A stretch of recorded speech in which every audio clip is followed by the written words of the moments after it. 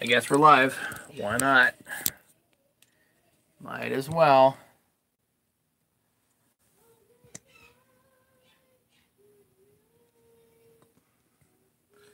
I'm gonna get rid of this upstairs. Hang on a second.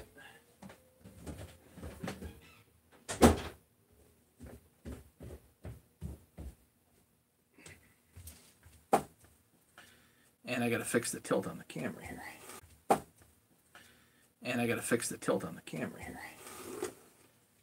let's bring this down for a second.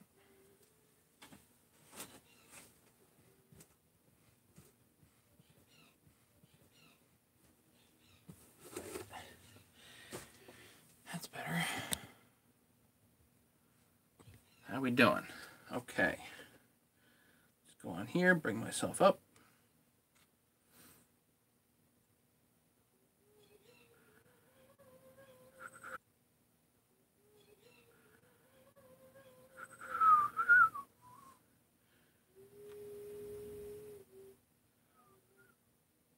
There we go. 4 people. Who's here? What are we doing?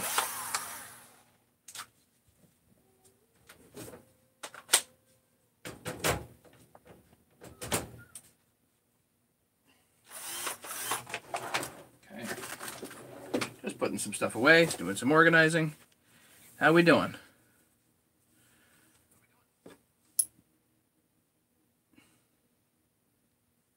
Ten people here already. Who's here? What's going on? Hey, Tim. How's the weather down there? Dan Price. I'd like the set of tools. How much are they? Sure. Good news is I still have lots of kits. Depends on what you want, Dan. You want the full, well, do you want the main kit or do you want the accessory rods, or what are you looking to do with it? Let's start there. What are you looking to do with the tools? What's its intended use?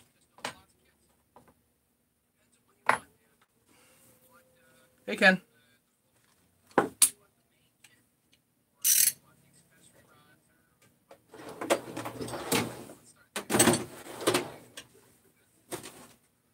Good and sunny day. That's nice. We had a sunny day too. It was like lower 50s today. Beer Ghost, your stuff is shipped, buddy. Shipped. Tell me you're happy. You're happy, right? Good. Spent all morning getting the shipping done. All morning. They were going to choke me at the post office.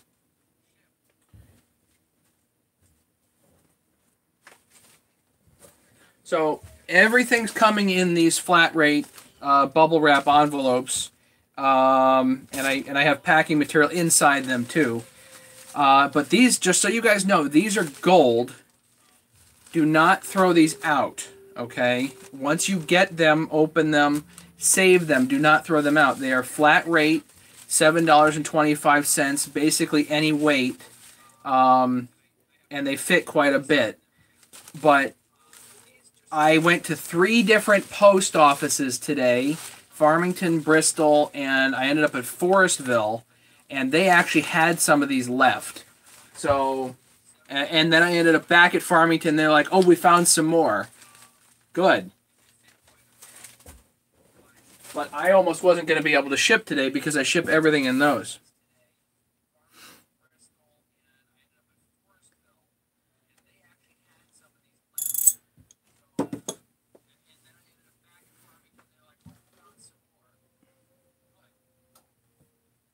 Hang on one second, guys. Gotta go over here.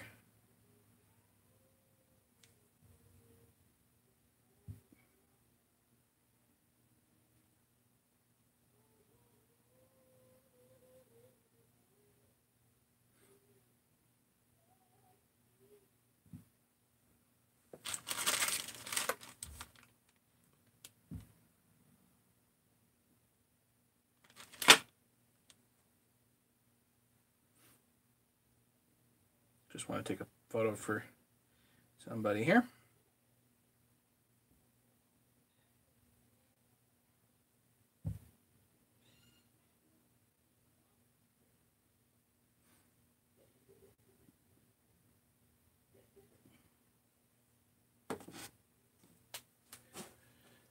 I found a metal mesh filter today at the steel dealer, supposedly for the 034, and I looked at this and said, that's kind of old. I wonder if it's one of the NLA filters or something like that that's difficult to get, so I picked it up.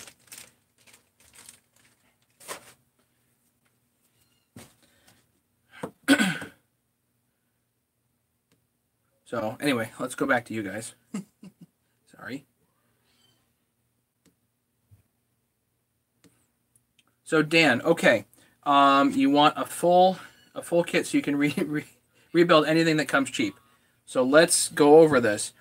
What I try to sell mostly is what I consider the main kit, and I'll show you exactly what that is and what it does. Okay. Give me a minute to set up here.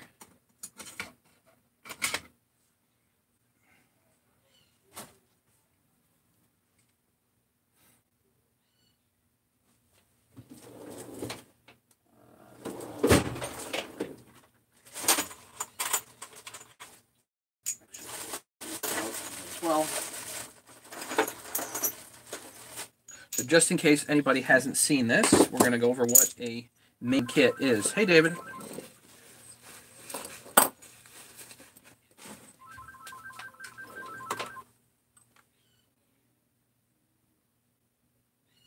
Pratt & Whitney. Hang on a second.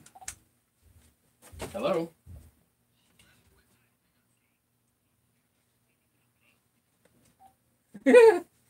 No, that's not Pratt & Whitney. That's my local air duct cleaning company. Uh-huh. Spam. Okay.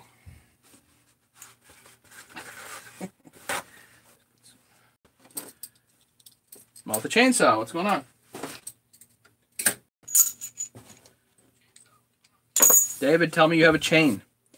Okay, surprise customer today with snowblower and Deere tractor misfiring V-twin.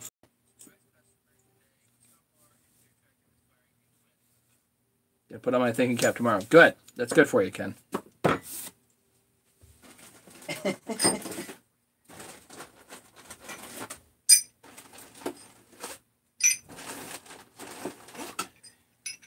Okay.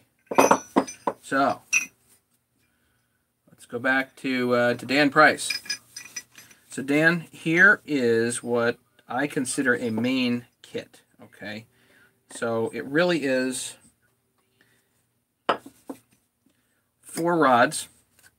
So you get a flywheel side rod. This covers most saws. M10 and M8 cover really most of the chainsaws that are not out there. Not all of them, but really most of them for pulling in the flywheel side.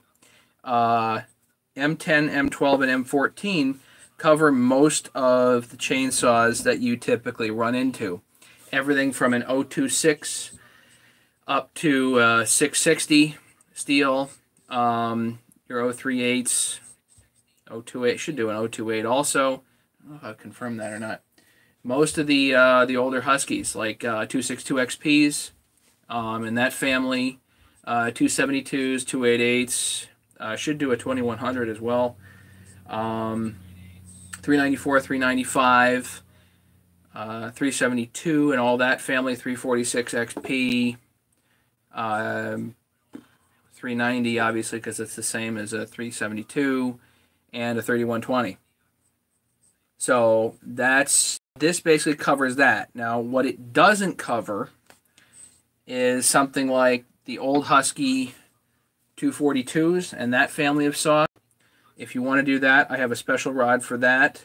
So that rod is actually a small rod, and it's available separately. So every separate rod or something like that is like $30. So here's what you get. Hang on. Basically 4 rods, 2 sleeves, nuts, washers, and handles essentially. Go in here, nuts, washers, and then the handles that go in the center here, which are just bolts basically. So you get all that. This, as you see it, is $170 shipped to the lower 48 and Alaska. It's the same to ship to Alaska.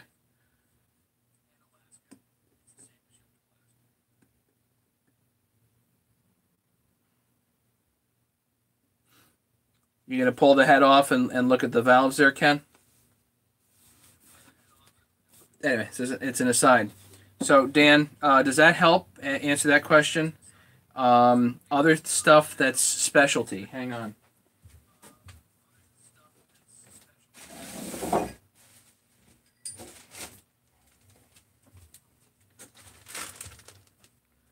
Octillan, Robert Zimmerman, give me the lowdown on your tools. I'm doing the lowdown right now, Robert. So this, as you see it, well, let's put the other stuff in here. The handles. So this, as you see it, is 170 shipped. It doesn't do the 242 XP. That's in that family. That's what this rod is for. This is 30 additional. That's just a regular rod, I think.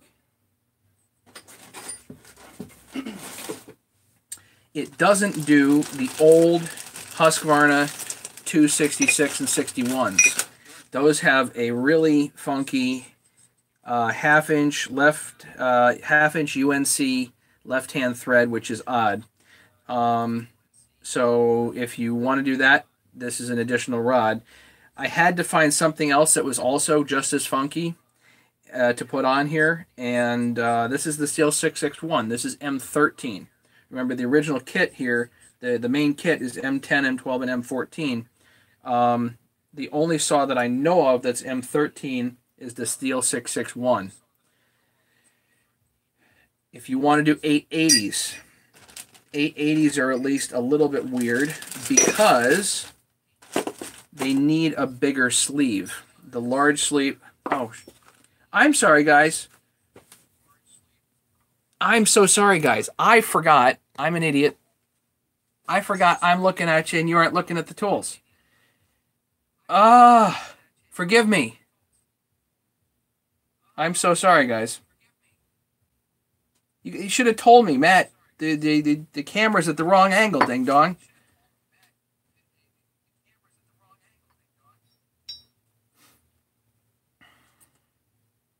Ken, this week, Thanksgiving week, I'm working. If we can meet up, I'd love to. I just don't know.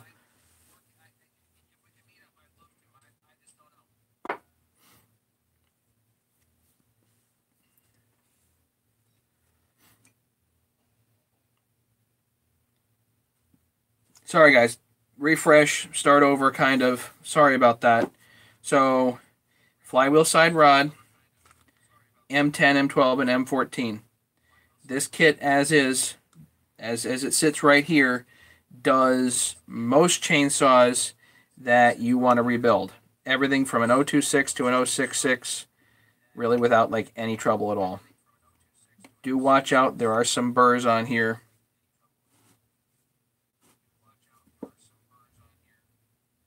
I try to remove all of them, but just be real careful, guys. Give the kits a good cleaning and whatnot, too.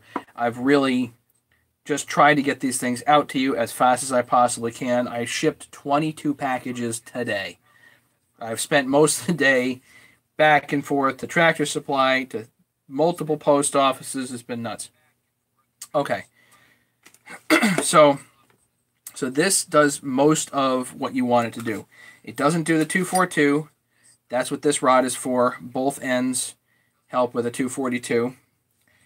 It doesn't do the 661 or the old Husky 61 or 266. That's what this rod is for. Each of the additional rods are $30. If you want to do an 880, you need a larger sleeve. I have the sleeve. That's an additional $30. Not many people put together 880s, so I don't typically include it in the main kit. Main kit, again, 170 shipped. Does most of what you want it to do. Each additional rod, $30. How's that? Questions? I've gotten a number of emails of people asking, does it put in bearings? Does it put in seals? The answer is no. That's not the intention of the kit. It's not supposed to put in bearings. It's not supposed to put in seals.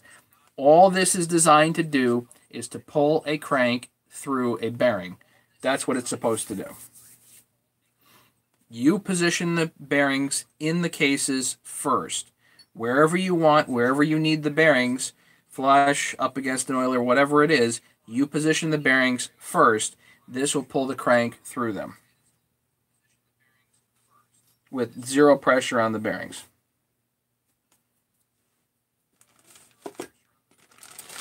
Is that a good enough lowdown, Robert?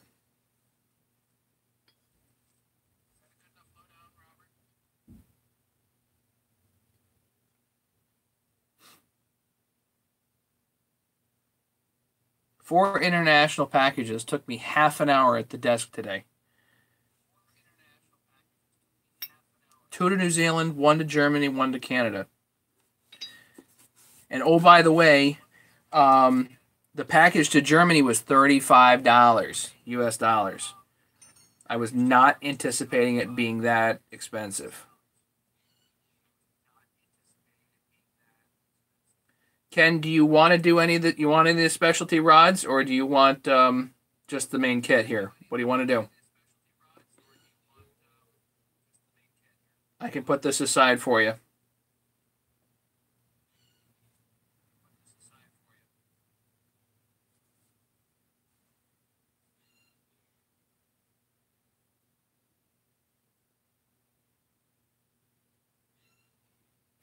You're in the UK. How do you go about paying for one? Okay, if you're in, first off, you email me and I will send you the form letter.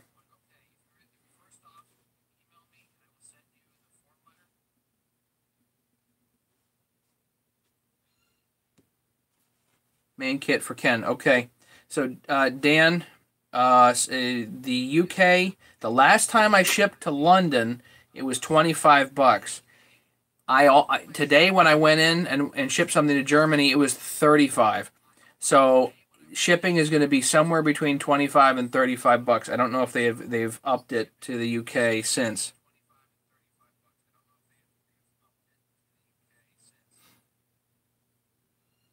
Porting tools. You want to know about porting tools? Okay.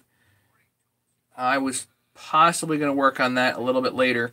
What I have over here, let's see if you can see it. Yeah, my Marathon. This is a dental lab handpiece. Essentially, it's an electric motor, and you have hand pieces that go on the electric motor. This works okay, but what happens is the heads in here strip out really fast. And yeah, Dan, just send me an email. And you have to take and create the latch system, essentially. So you have to look up latch burrs, and because it's this latch thingy. But they don't make latch burrs that are big enough to do porting. So you essentially have to take carbides that you buy online and grind a flat and a slot in them.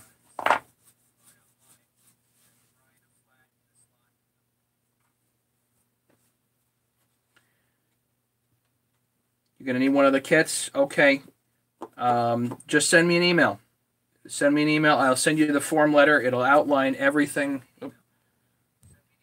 It'll outline everything there, and make sure you read it. And then you're like, okay, you want a main kit and a 61 rod. That's fine. So that's $200 shipped to the lower 48.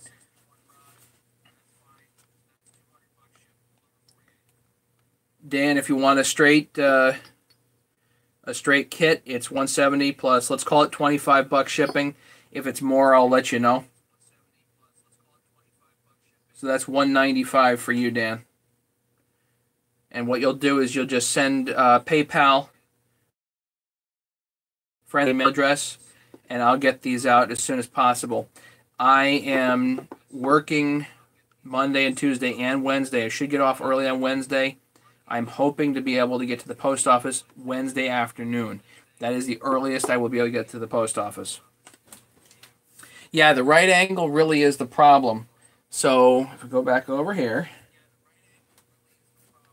So you can get a Dremel no problem. That's straight, right? Now this happens to be a nose cone, a straight handpiece for dental lab, but the right angle is always the trick. So there are a lot of guys that use other handpieces like CC Specialty. It depends on how much porting you're going to be doing. If you're going to be doing a lot of porting, then you might as well get a really high quality handpiece like a CC Specialty handpiece. And but if you're only doing a couple of saws, if you're really not planning to do a lot of saws, then the Marathon handpiece works good. You have to buy extra of the right angle handpieces. You might get a single port job out of this. You might only get half the port job out of this. You might get a quarter of the port job out of this. These are anywhere from $9 to $15 a piece, cheapest way. So you can cook, at least, imagine eating at least $9 worth of handpiece, maybe more, per port job.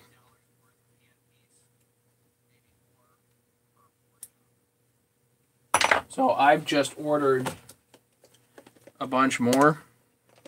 I have 3 more sitting here, and that's, I've showed it before how these just get eaten. There's a video that I did live of 394 porting, and I can possibly do some more tonight. 394 porting that it just eats the handpiece right up. It's just gone. And you're just like, oh, throw that out, throw that out, throw that out. Now, what I might do, I have on order inserts, actual new bearings.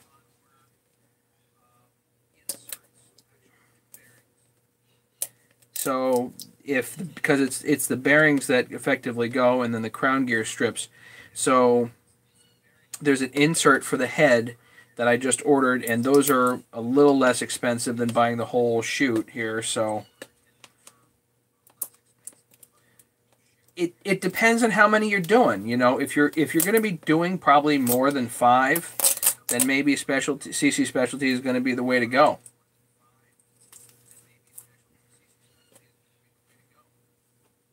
Because I just keep buying these and keep eating this up. They just keep eating themselves. And it's kind of disappointing, Any angle heads for the Dremel Flex cable attachment? Not that I know of. Probably, if there is any, they're probably not small enough.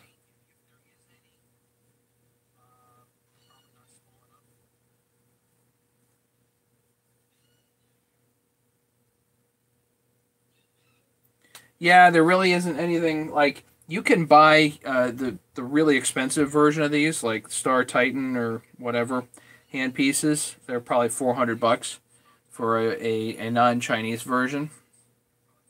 I just don't know if I want to cook one of those. Seeing what the longevity is. The ones you use in the dental office are like $400 for this section.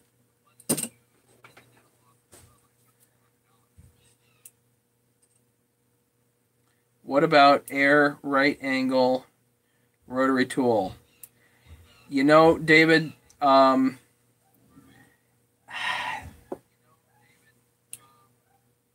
do I explain this? If you're talking about trying to go in there with a disc,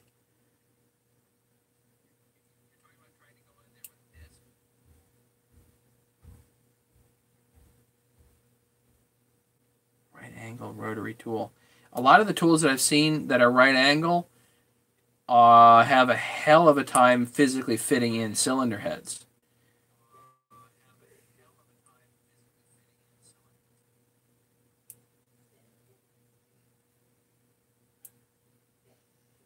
Yeah, some of the right angle heads are just really big physically, so they're just not going to fit, in a cylinder head. You're trying to pour it a 50cc saw, forget it.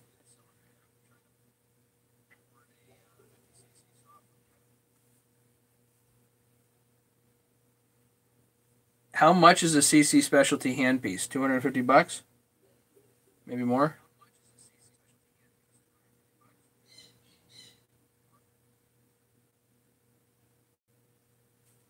Costs money for good tools. It's frustrating if you're going to be doing it a bit. You probably want to do that. If you're just planning on trying it, then try this. The Marathon set is only like $90, and these are only $9 to $15 a piece.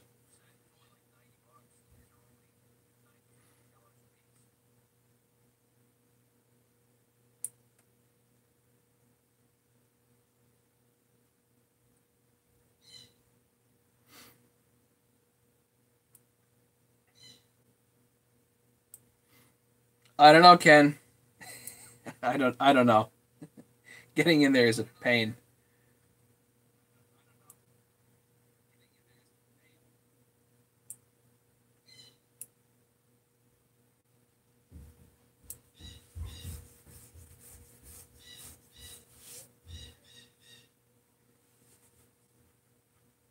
So Ken, let me set this set aside for you. Just right now, I'll do that.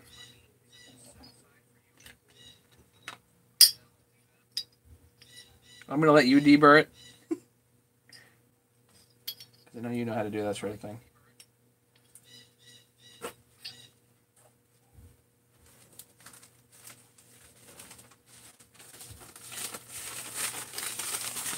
Put it in here so that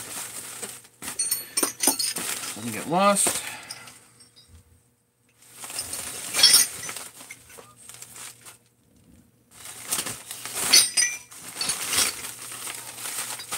The kit starts at $900 for the CC specialty stuff. Yeah. Doesn't really surprise me.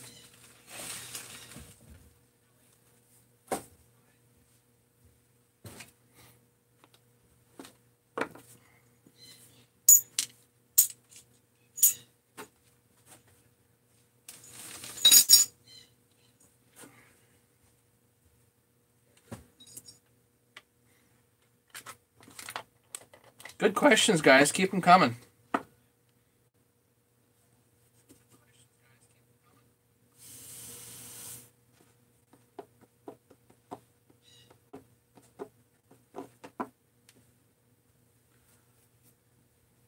Actually, what I could do tonight,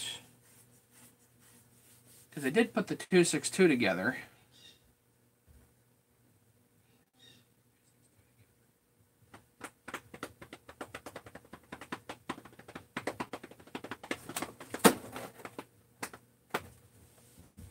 I guess we can look at the cylinder head, because I haven't really done that yet.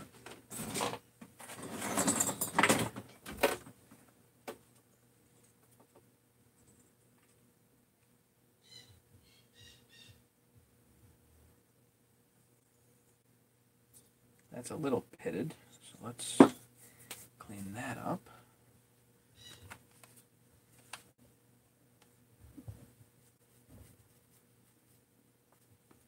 Yes, if you don't get the motor, there's reversibly problems with the tool. Great.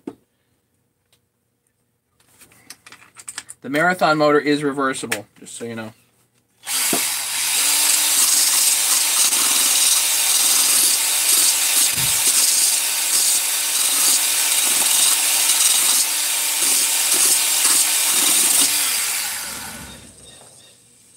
That's a little cleaner.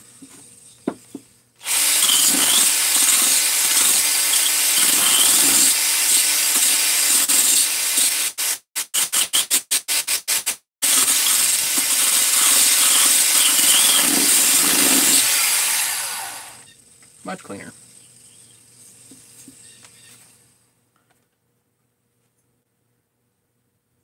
Yeah, it's the same filter, 036 filter, probably. I think they're the same, Ken. This is only one side of it, though. It's only like the front side as opposed to the back side.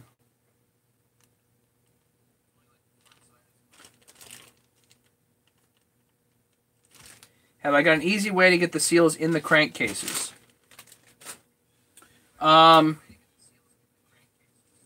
What part of it have you found fiddly, Dan?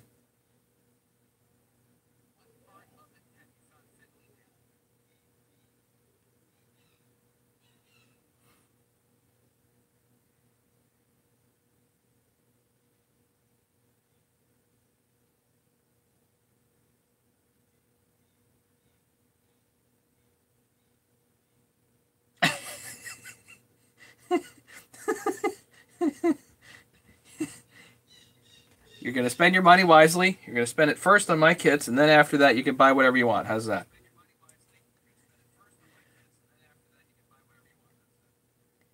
Keeping the seal straight, Dan. That's what you're having trouble with.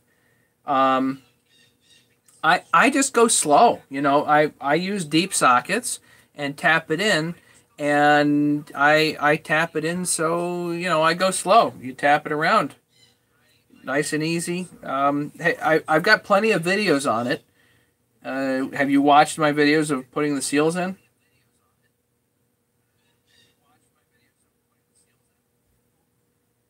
The only ones that I have trouble or had trouble with, I don't anymore because I built a tool for it, but the only ones that I really have trouble keeping level are the 200T Bakelite seals.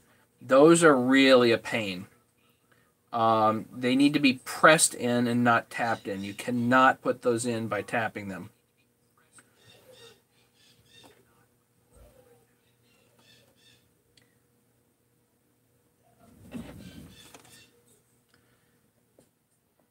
There's really not a lot of scoring here, but I got to get out my sandpaper and work on the head here a little bit.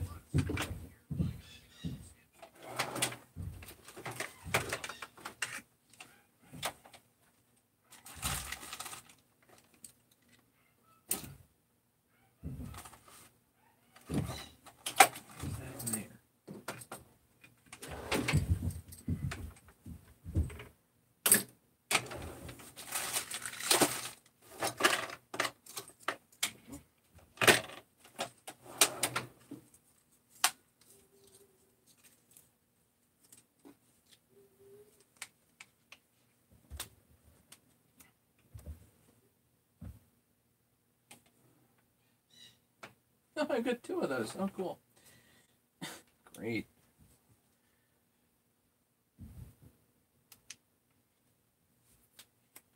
Yeah, sorry, Dan. My videos are just so incredibly boring. They're hard to get through. Don't. Bakelite is very brittle, Ken. It needs to be pressed, not tapped. I've broken plenty of them, and until I made that little press, I just kept breaking them. You gotta be pressed in nice and even. You cannot use a hammer. Let's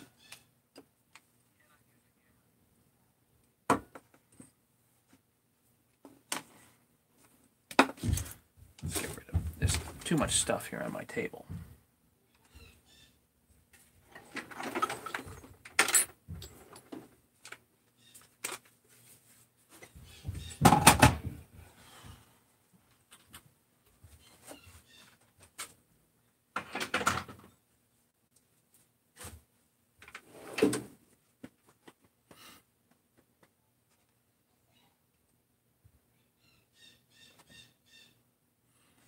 You know, they have, I think they have seal seating tools from Husky, and I don't think they're that expensive.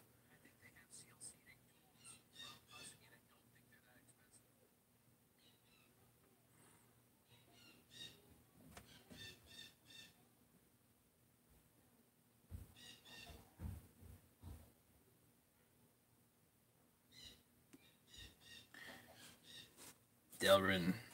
Robert, you know, once you get my tools, you're going to have absolutely no qualms about splitting a crankcase. It's just once you get the case split, putting it back together is the hard part, right? Well, with my tools, putting it back together is the easy part. So just need to get that Husky case splitter, and you can split most everything. Not everything, but most everything.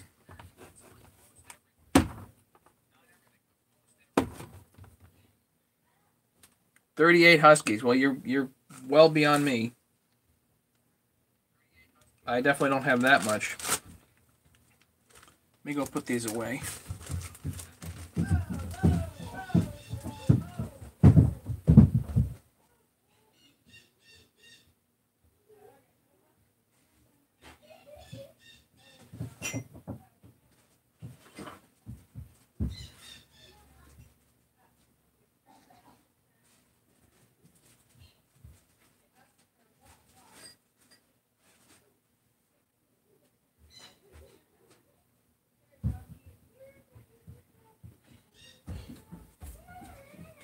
It's just so nice to be able to put a crankcase back together with new, fresh bearings, you know.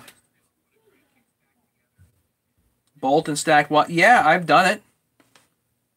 I've done it to seat the seals, sure. Mainly with the 200Ts.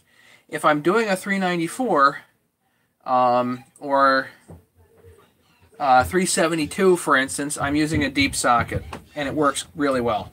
You just have to go slow, you know. Tap, tap, tap, tap, tap around so that it's even.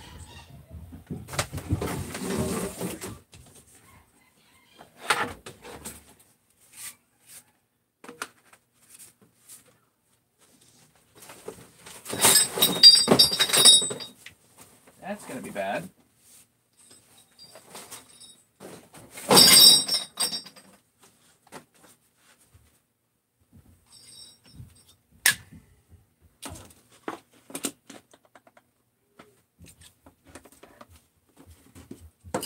Just going to clean up this head a little bit.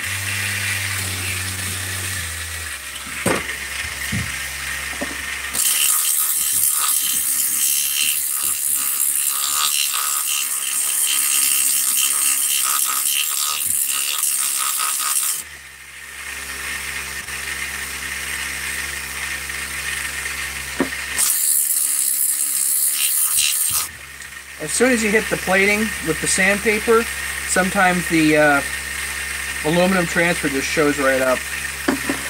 It's easier to see. Dave, yeah, good point. I mean, I just did it, but especially for the 262 there and my 394s, because I put together a lot of 394s, so I figured I'd put together some type of mandrel or whatever to seat the seals, and it does work pretty well. What was I going to get? I was going to get something. A light, right.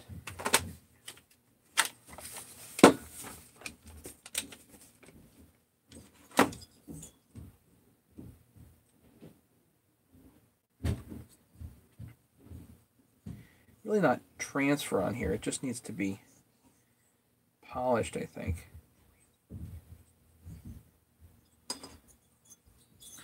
Let me use this on the exhaust.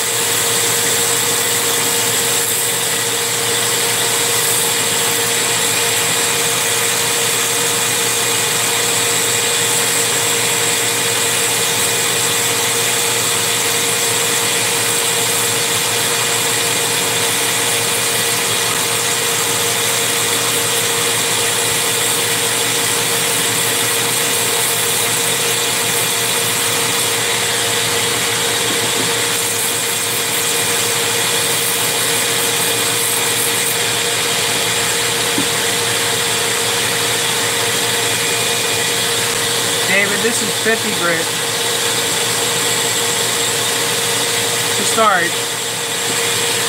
I'm really just cleaning the carbon out of the exhaust right now.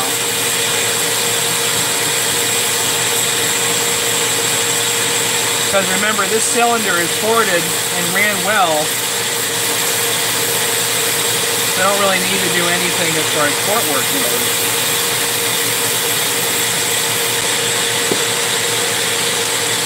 Just need to clean it up.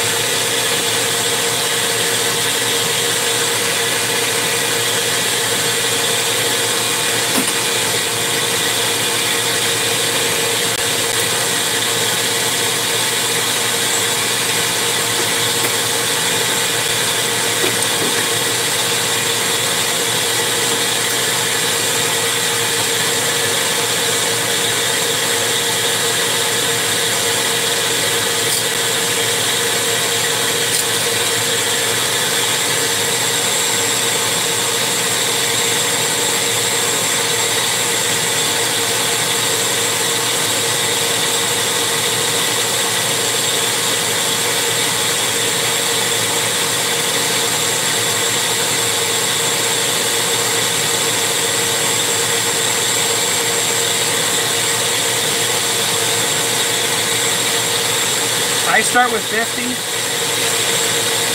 want to go easy, so I'm doing really low RPM.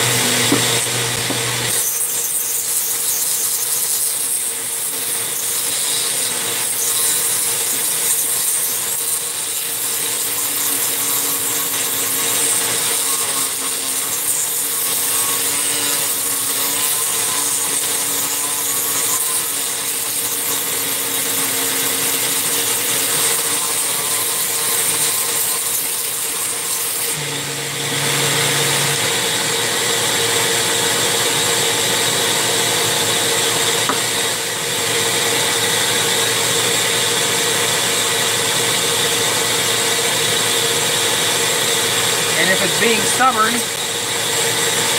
when in doubt,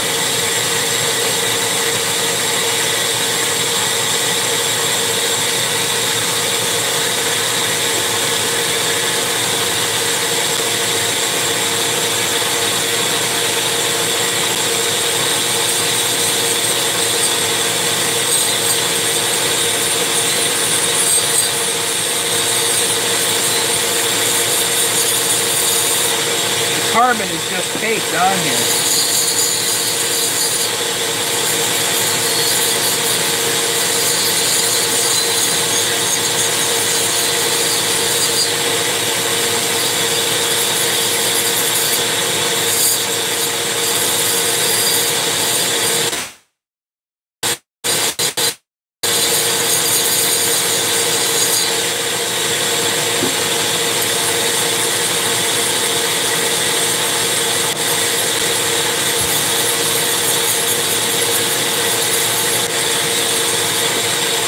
Again, I'm not really trying to adjust anybody's port work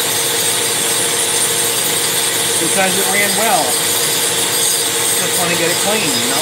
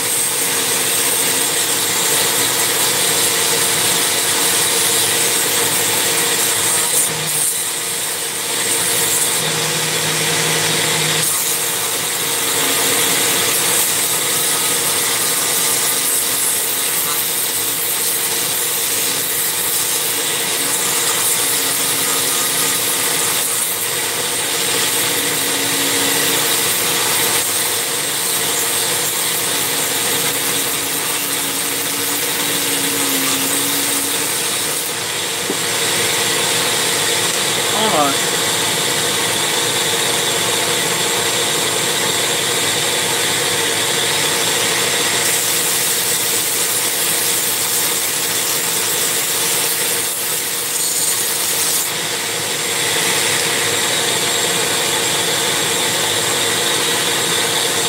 New piece.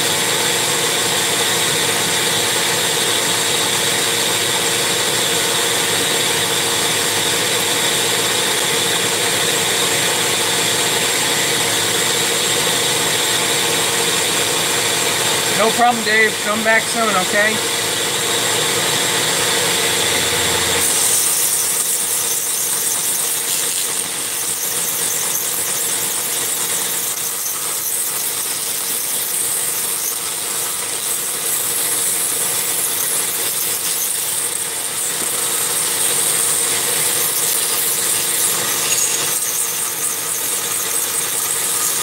Not for the Dremel. No, don't really need the speed control here.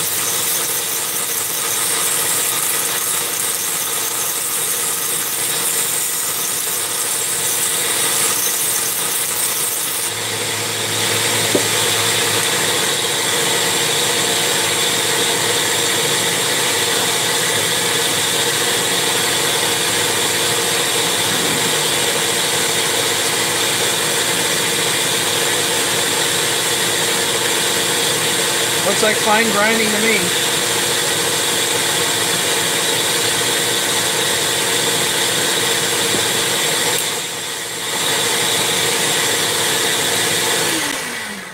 I'm going to kick it up with some finer grit.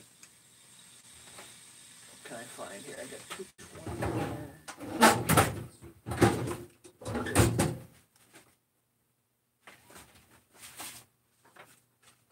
A piece of 220 will do.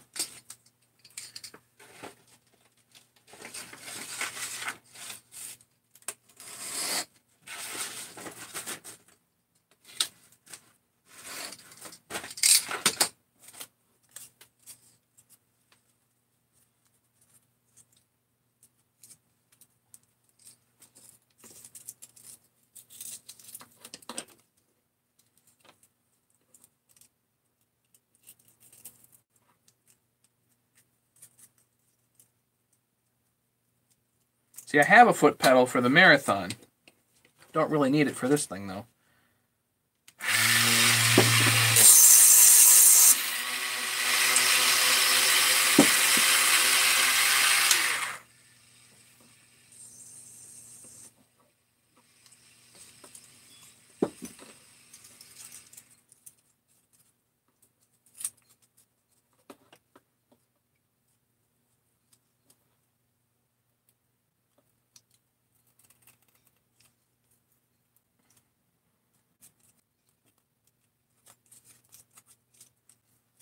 .220 is harder to hold for the mandrel.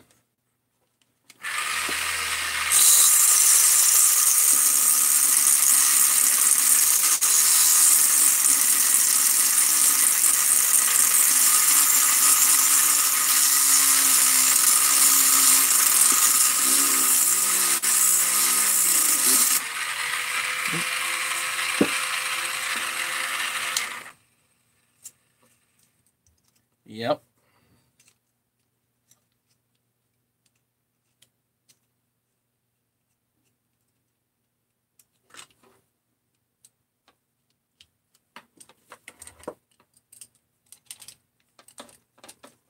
But this is shining up pretty nice.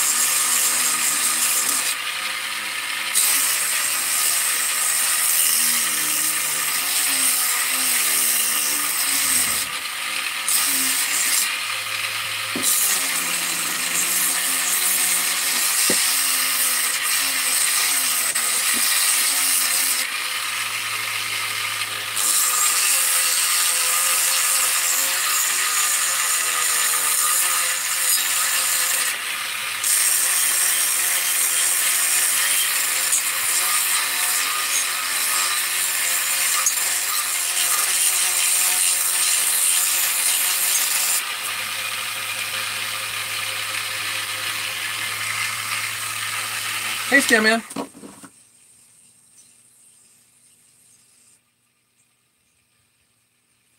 Just cleaning up the 262 here. And, yeah, nothing really interesting.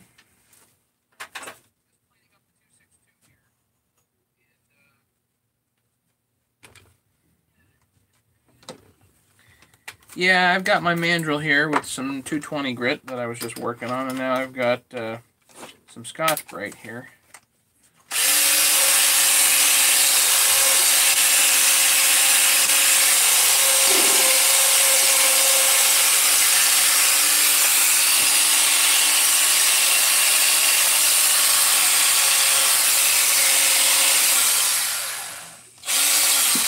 Problem is that's not quite enough.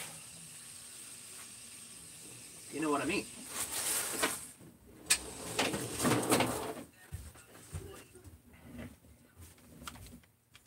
This, on the other hand, yeah.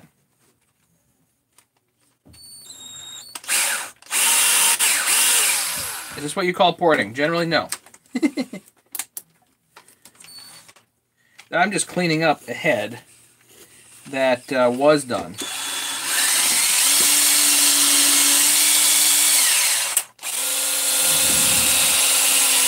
This is just Scotch-Brite.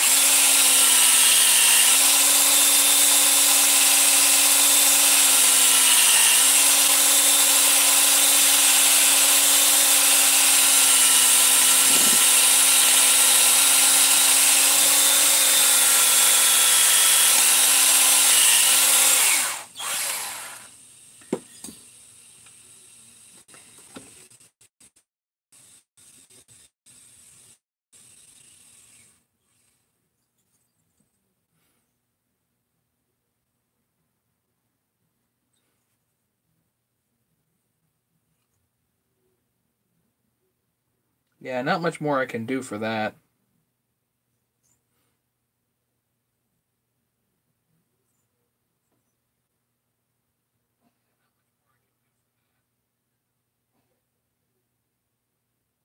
I think I need to bevel the exhaust just a little bit more.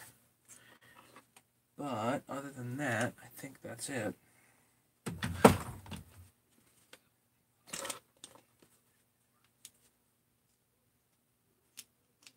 Yeah. It does shine pretty good.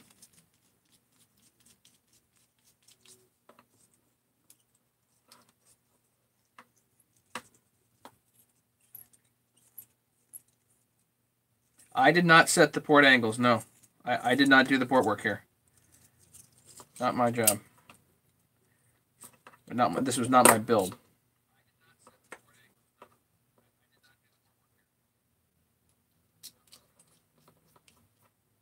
Show a close-up of the inside of the cylinder. Okay. Hang on.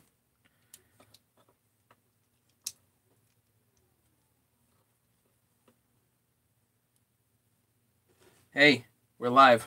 What's up? Yeah, we're live. I will call you a little later. Devin lost. Yeah, like he lost hard. Yep, we'll do.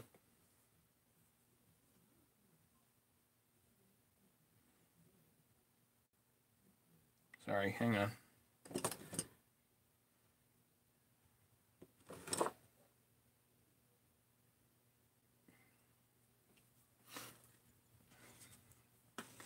Okay, close-up of the cylinder.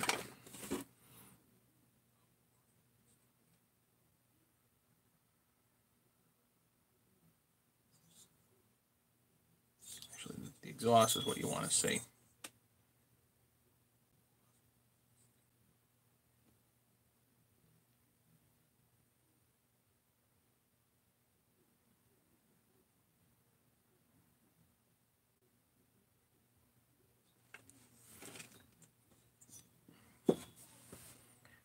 Will I ever quit building saws? I have no idea.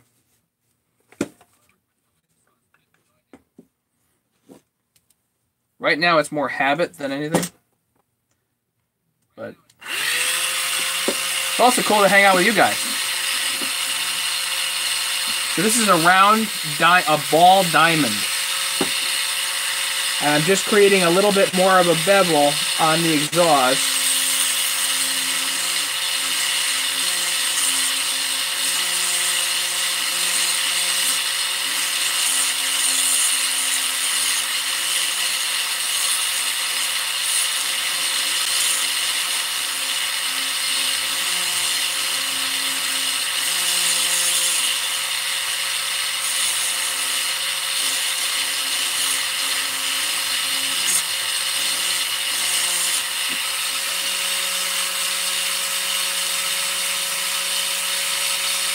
Cool. Just a touch. That way there's just a little bit of a bevel. Now I'm going to run this back in there.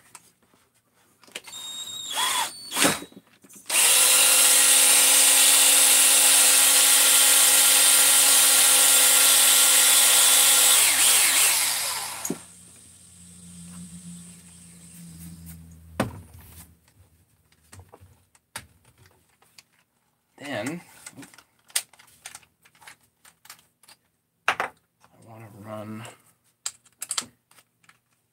just want to clean the base a little bit, so we'll put some Scotch-Brite here.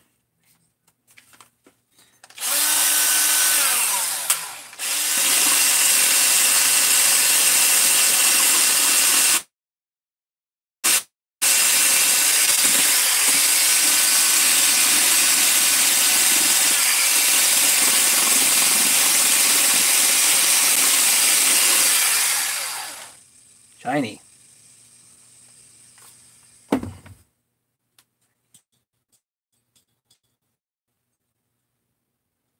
So now what we do is wash this really, really well.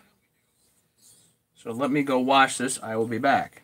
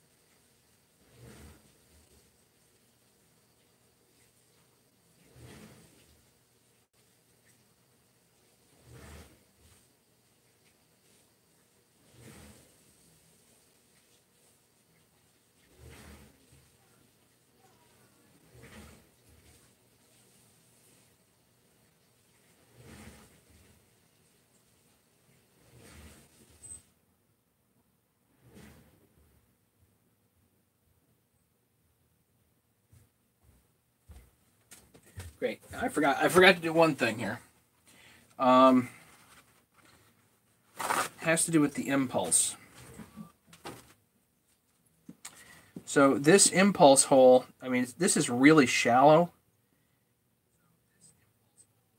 It worries me a little bit.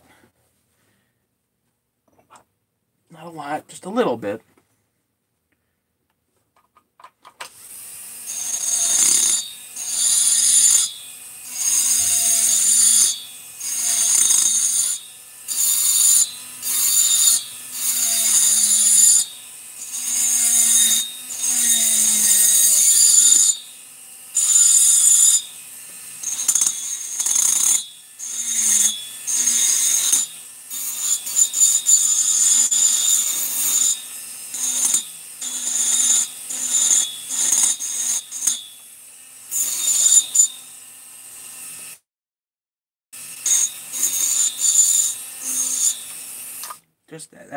That's it.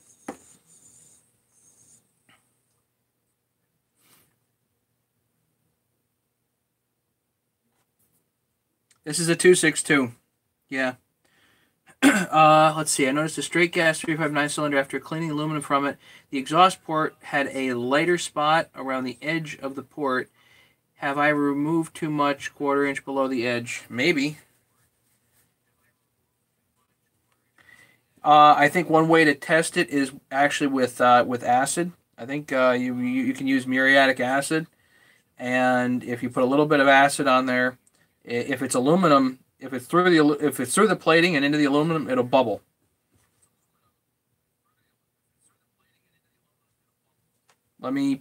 You guys chat. I'm gonna clean this one more time.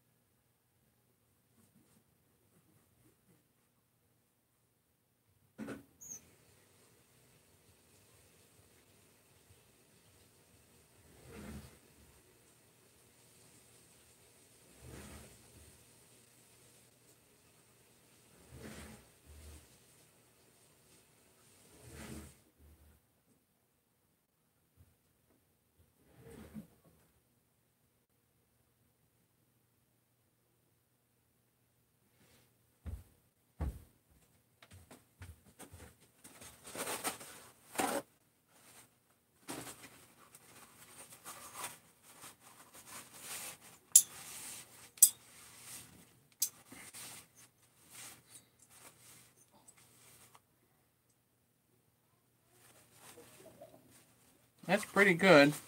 It's pretty clean.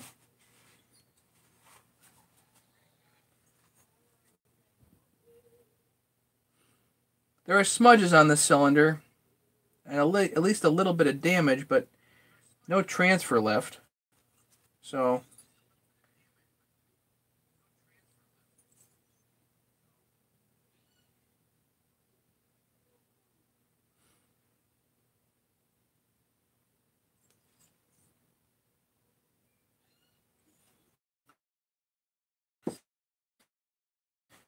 one thing we can do is check for ports.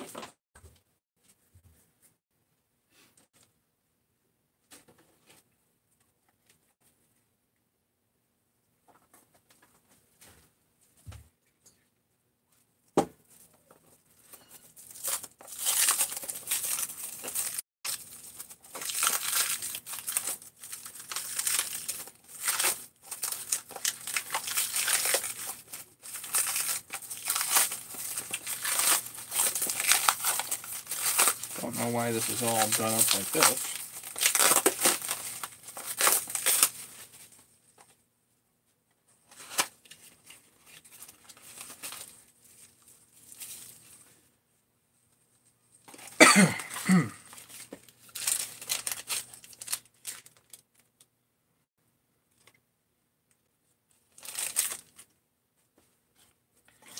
A single ring piston.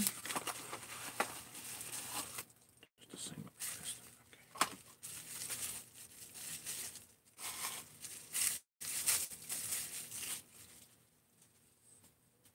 So one thing you can check for kind of right off the bat is evenness on the transfers and on the exhaust.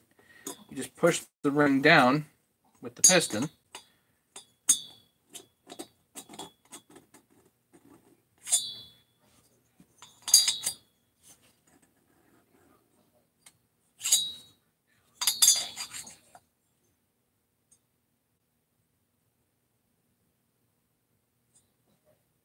This is a Meteor.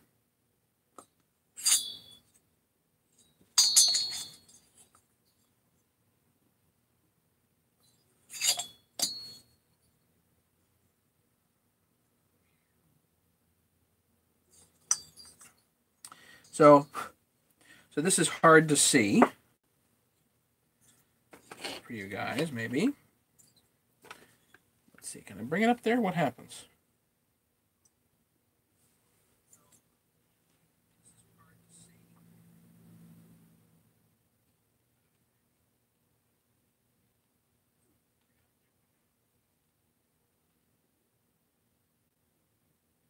Yeah, I can't see it. Okay, hang on.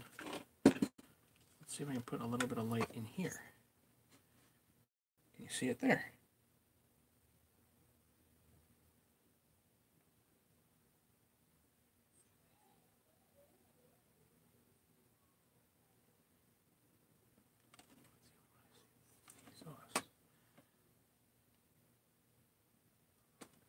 So anyway, what you can do is you can look for evenness to one side or another. And it looks like I need to grind the exhaust this way just a little bit, just to make it a little more even.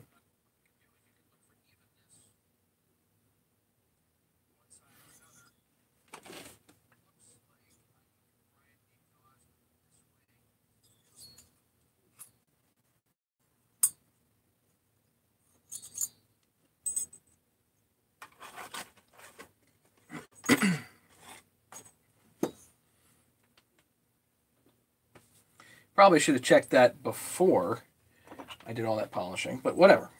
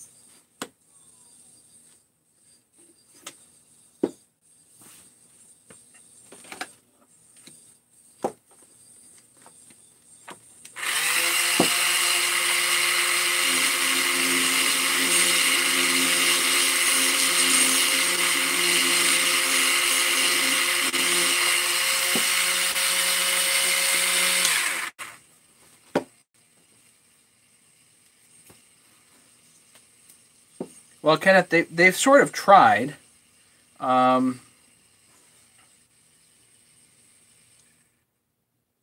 They basically cross-did it. They sent the cylinder to Mastermind, had it ported, and then crossed it with, plus-minus results. So...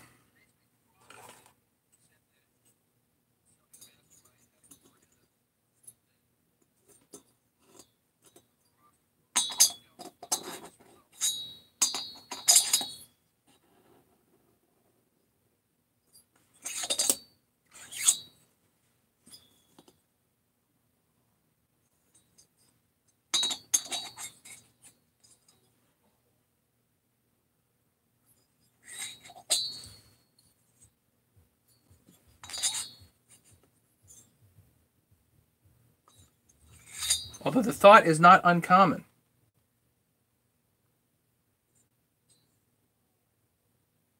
That's a little more even. A little more even. Okay.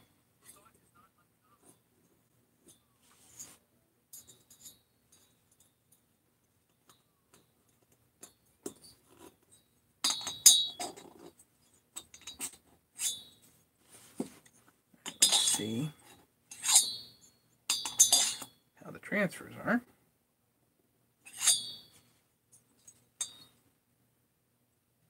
That's okay.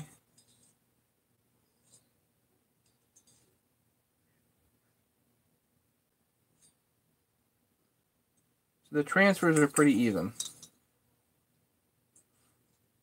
I could mess with that, but I don't think I will. I think I'll leave that. Okay, so there's a little more. Transfers are even. I got to see if I can get a number on the transfers, but at least they're even left to right, so that's good, whatever it is.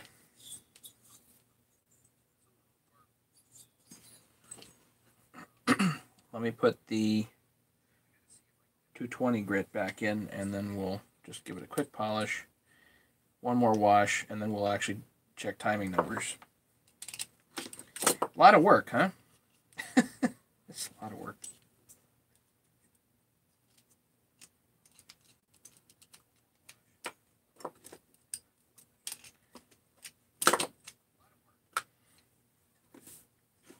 What do I mean transfers?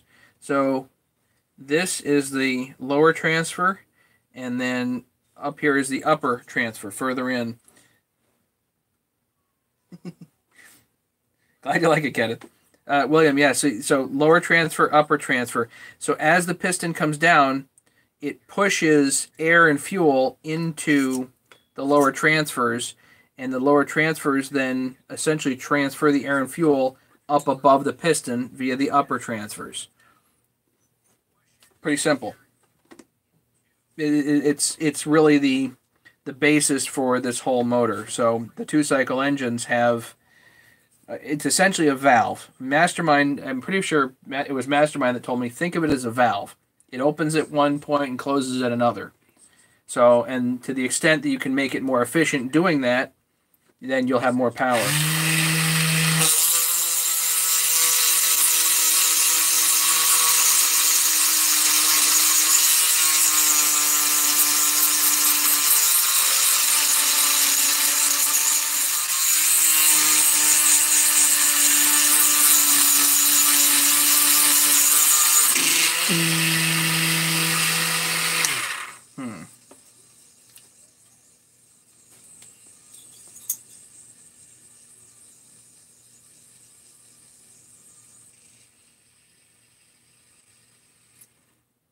That's going to be fine anyway.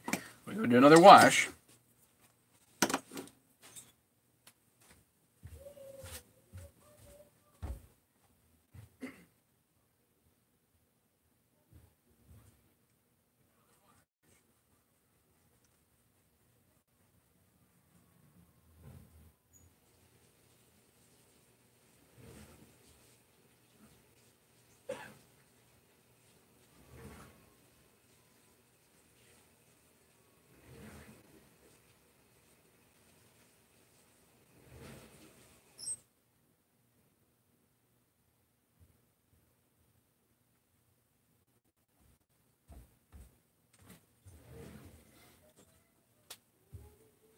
Oh yeah, this is one of those cylinder heads with no decompression valve.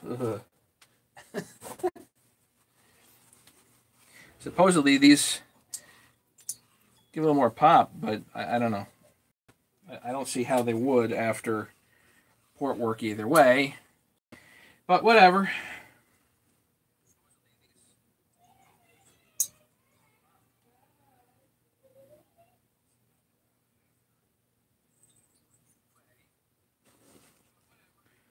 Okay, let's get the saw up here, which means I'm going to clean all this stuff up.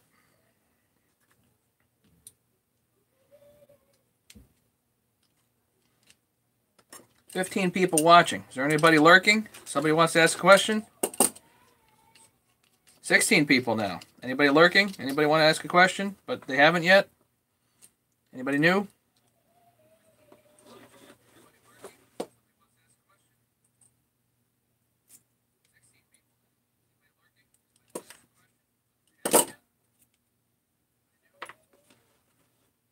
$17. So I see 16, but whatever.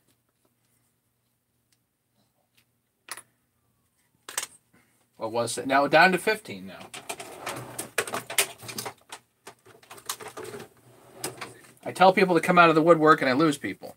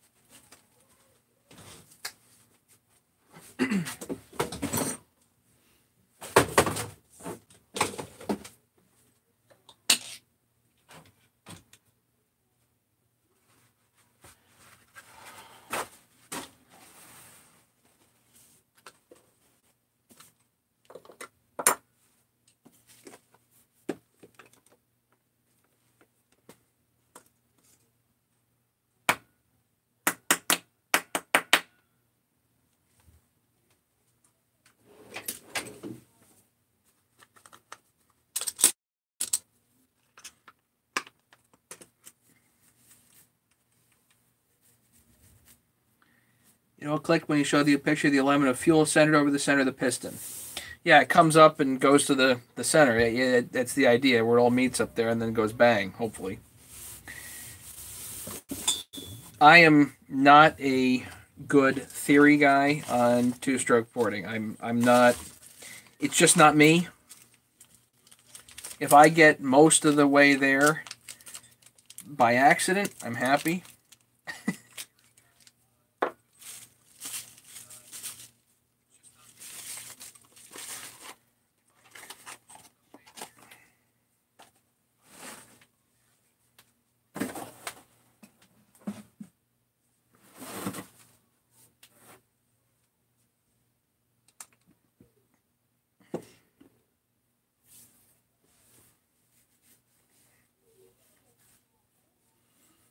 How do I get into rebuilding saws then? Dan, Superstorm Sandy, and there was an October storm right around 2011, 2012 that hit, and knocked a bunch of trees down, and I got a 455 Rancher off YouTube, off Craigslist, excuse me. And I used it, and I broke it, and then I tried to fix it, and I broke it further.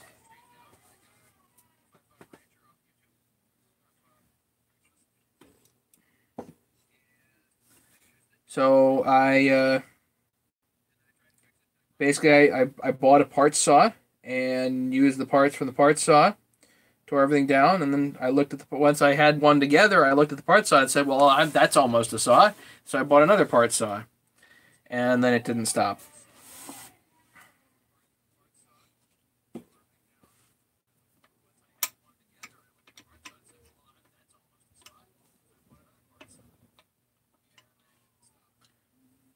Do I get any compensation for YouTube? Yes, but it's not much.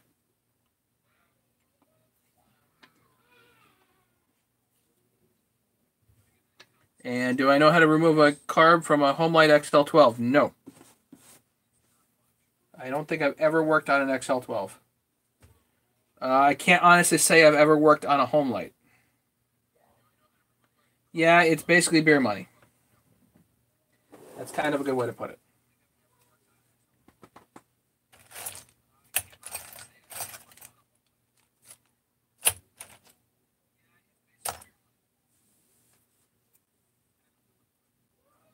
Now I need a piston pin bearing. I think the 372 bearings are compatible. I'm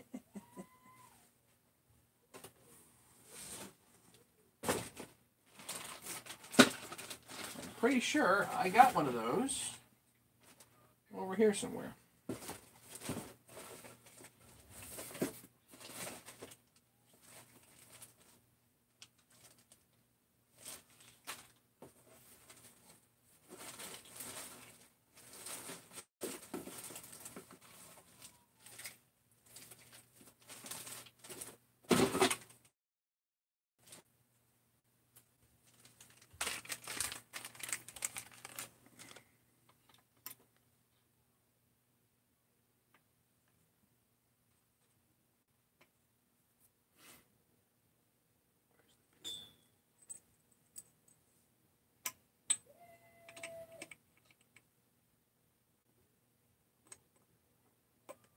Well, that one doesn't fit.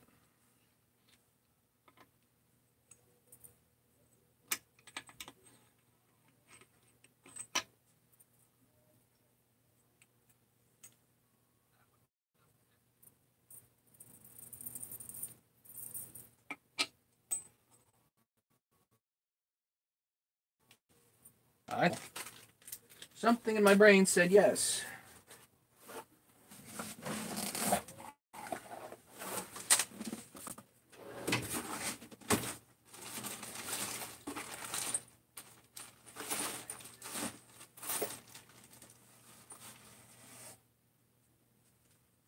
When your bank says no, Champion says yes. That one?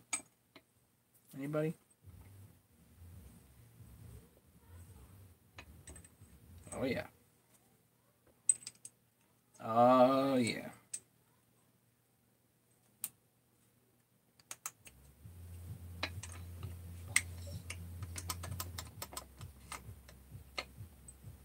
Check that out.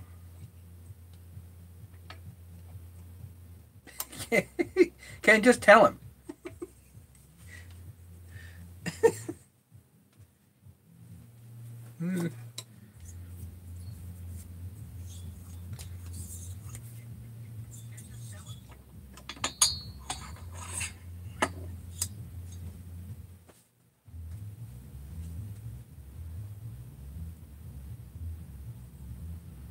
That's right. I remember I buggered 2 of these, so I need new bolts anyway.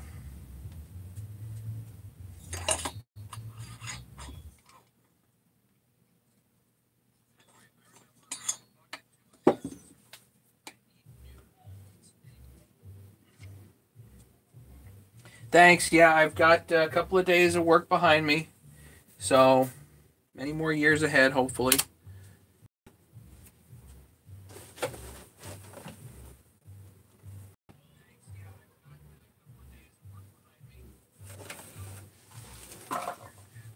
I'm really not excited about changing jobs lots in the field, you know.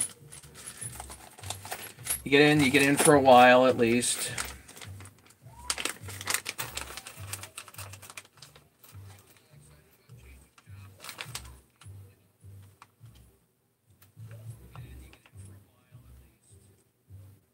Wiseco, Suzuki bike.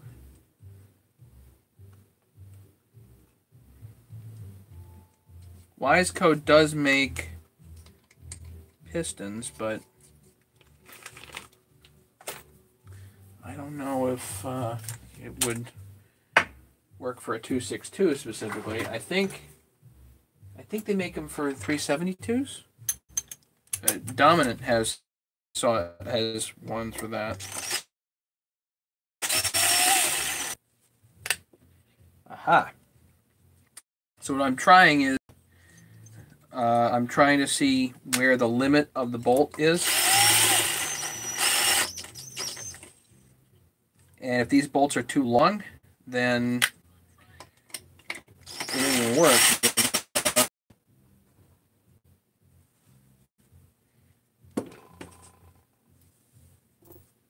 So no, I've not worked on a 21.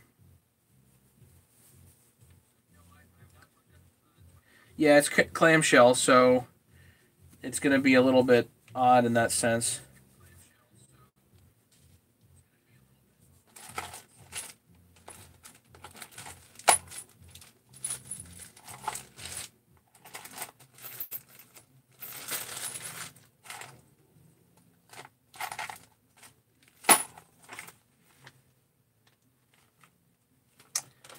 Okay, here's the problem. These are the bolts that I have.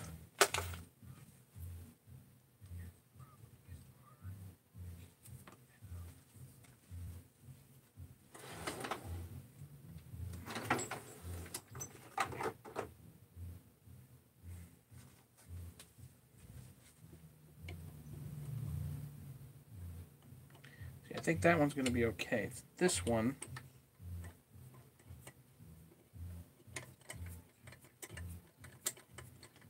doesn't want to go down super deep.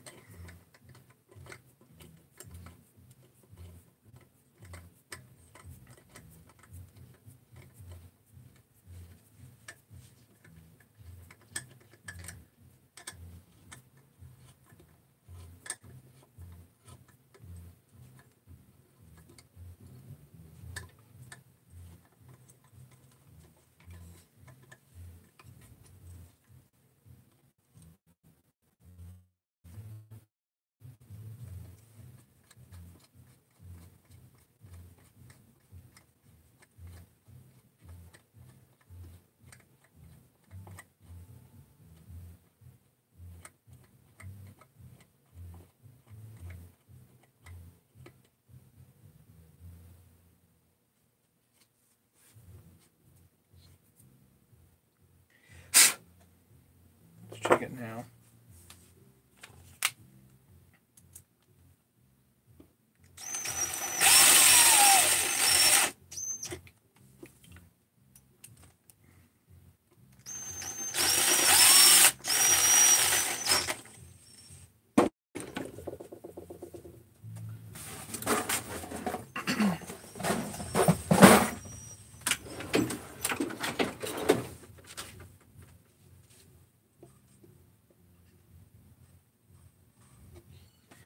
about 5 millimeters. And this is, the flange is nearly 7 millimeters. So as long as I have less height there, then I do indeed have clearance. So that's good.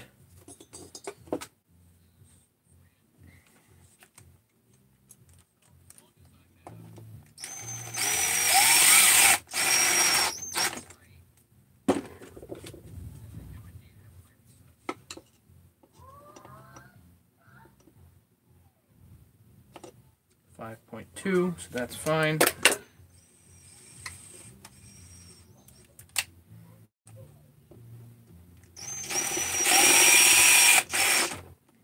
That I'll need a tap. There is room, it's just not much. There's room actually to tap this, so. Yeah, I'm checking because I buggered the head bolts before, and so it's like I'll just do fresh new head bolts, and these are the bolts that I have. They might not be quite the right length. They might be a shade long anyway. But certainly because you deck a head, this is going to be thinner. So you do have to be careful about that. If the bolts bottom out before they cinch it up, that's bad, obviously. I've had that happen multiple times. And after a while, you just want to just say, what were you thinking, Maddie?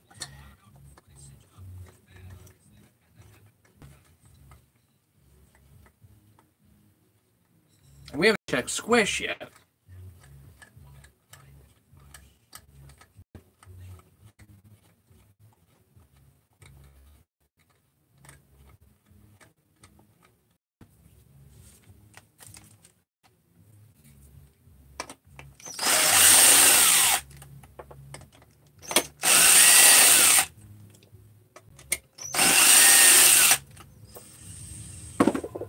Okay, now we can check squish, finally.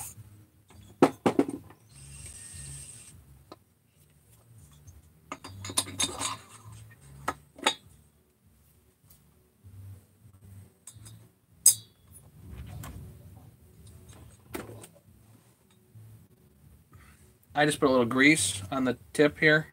That way it holds the bolt.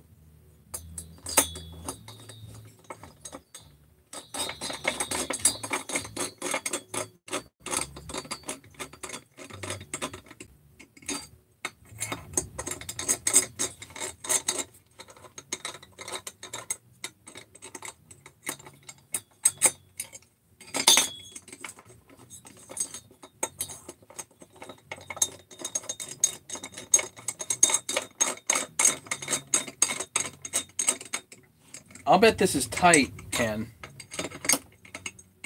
I'm going to bet 17 thousandths.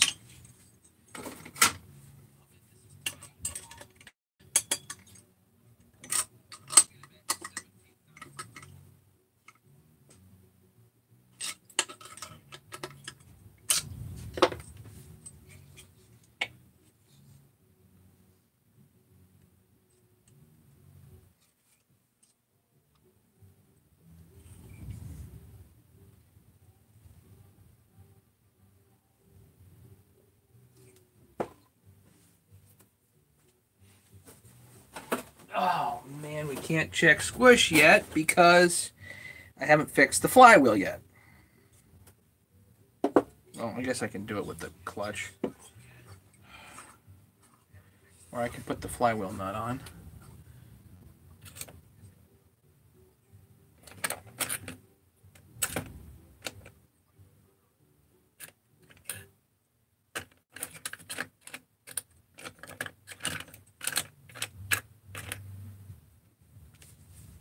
Find the flywheel nut. Oh, it's right here. Hattie.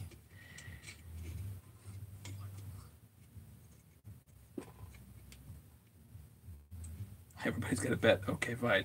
Yes, gasketless. Do I have past videos of setting up the case and the cylinder on the mill? Yes. I I have a few of the case and cylinder on the mill. I don't think I have it out. I might have a 262 on the mill. I don't know.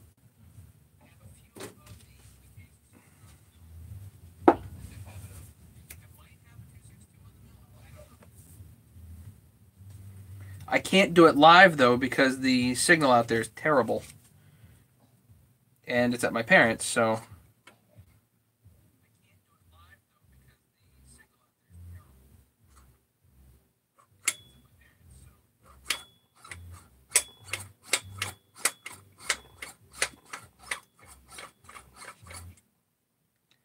we don't have a head slapper. That's good. This looks tight. I can visually tell just looking at it. This is tight.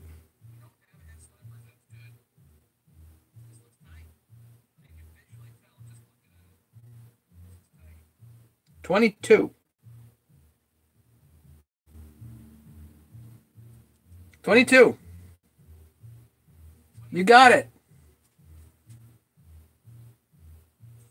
You win nothing.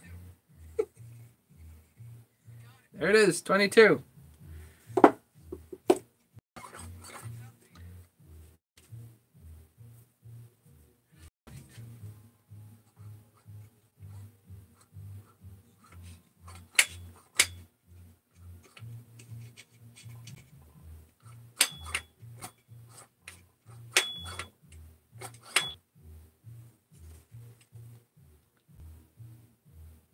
Roger, you're welcome.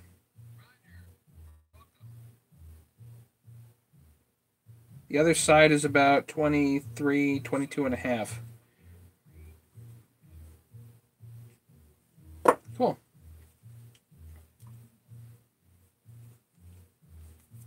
We're just checking squish on a 262. So we don't have a head slapper. Okay. Let's get some timing numbers because the builder actually wanted me to get timing numbers to see how my numbers compare to his. Roger, do you have any questions while we're on here? This is a good time to ask questions. This is gasketless, and this will be 1184 is what I'm going to use.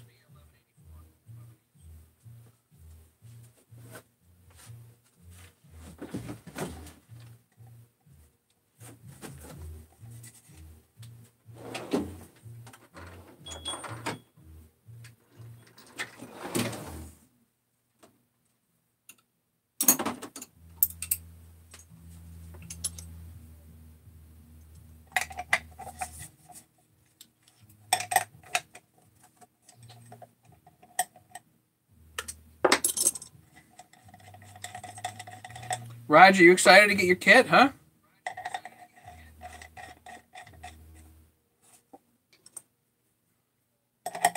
I'm excited to ship it. I shipped 22 packages today.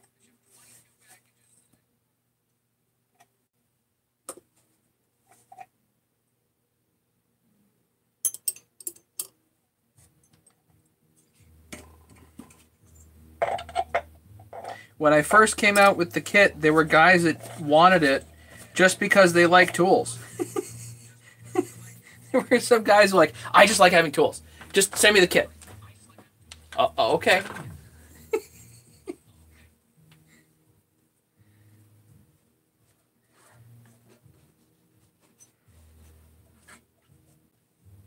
So not everybody's going to get it and use it immediately and, you know, get good long use out of it. There are some people that are just cuckoo about tools.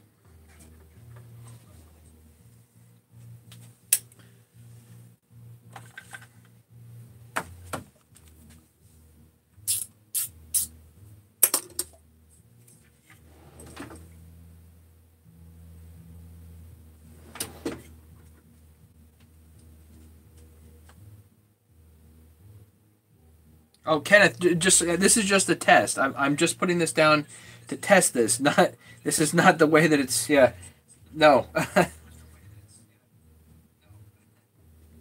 Does port work shorten the lifespan of a saw? That's really tough to tell. Mainly because there are so many things that kill a saw. You know, you can run over it with a skid steer like any given day. There's so many other things that get saws.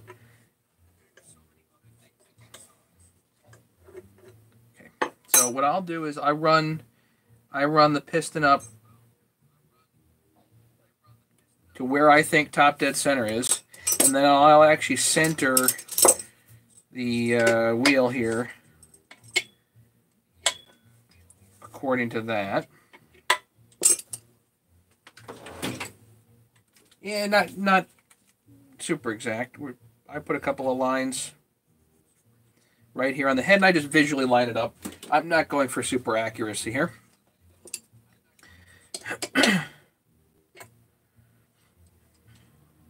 Okay, then we put the stop in. And the stop is at an arbitrary spot, so that's like 60, 61 there. And that is 38. So I'm off by a bit. So let's 20. So 10, 11, 11.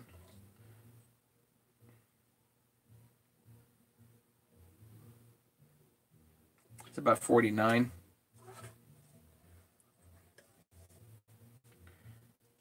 That's 49.50-ish.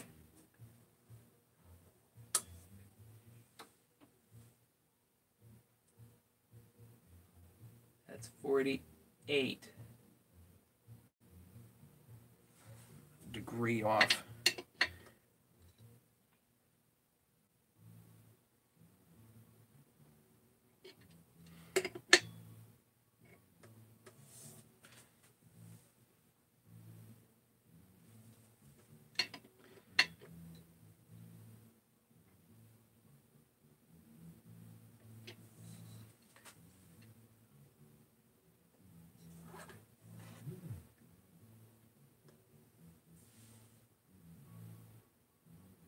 That's about as balanced as it gets.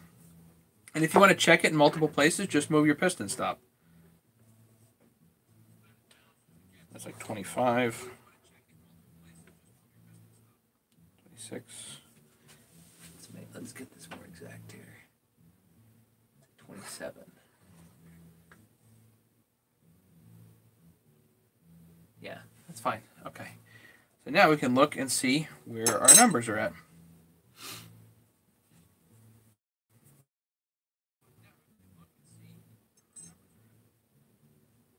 Does the stolen matter, or are we... Does the stop matter? No, the stop is at an arbitrary point.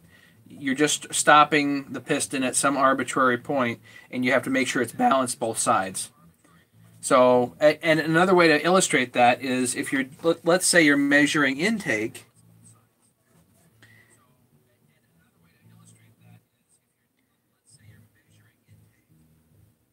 So intake cracks right there, and we're roughly at 80.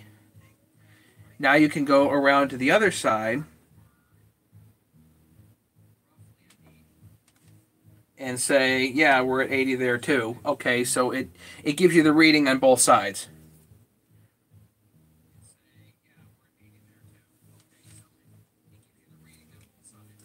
Or you can take the average of the two, 81 or 79, so you're actually at 80, you know, that type of thing. So the intake's about 80. Let's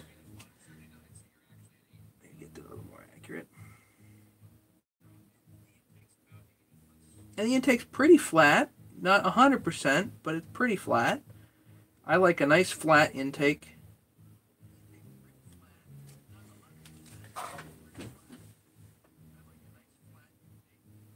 $78-ish.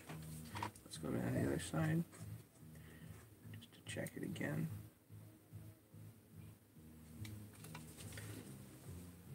$79. So 79-ish is about where this has ended up. We can just put that in our memory banks. Now we look for the transfers. Unfortunately, this is not nearly as accurate as it could be.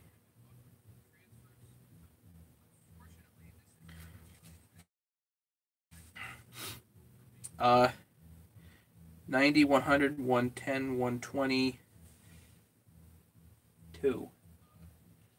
122.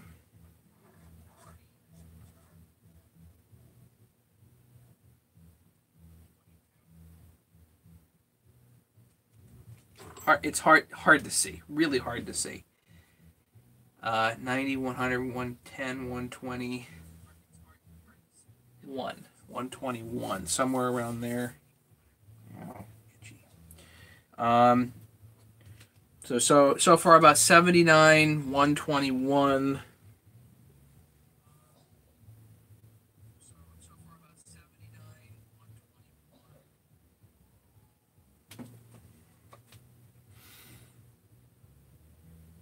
And 105, 106 ish.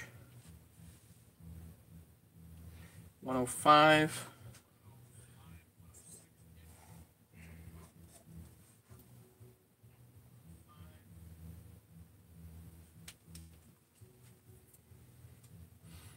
$90, 100, 105, 106.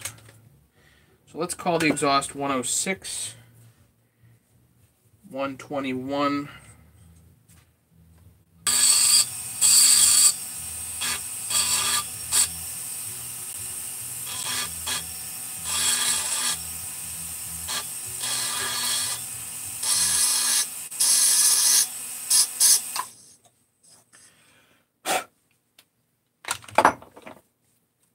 So now everybody knows 106, 121, 79, and a 22,000 squish. So who wants me to try to machine the cylinder head so I get it tighter?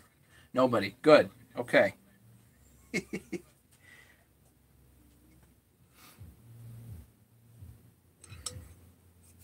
I'm going to take my thing off here.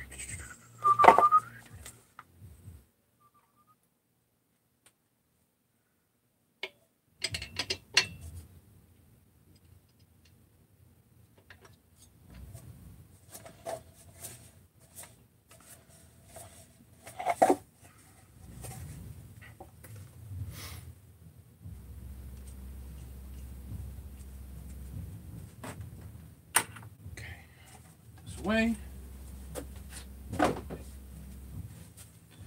So now we have numbers.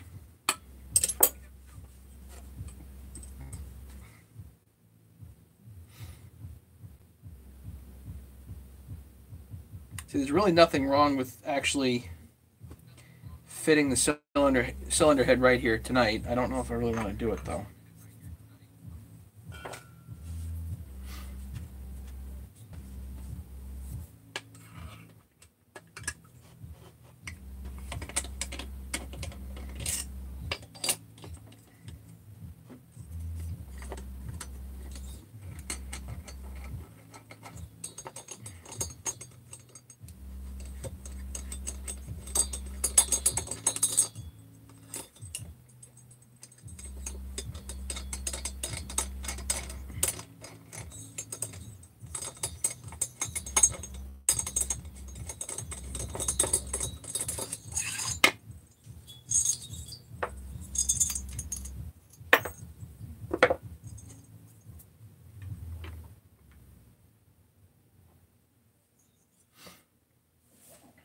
Okay, what to do?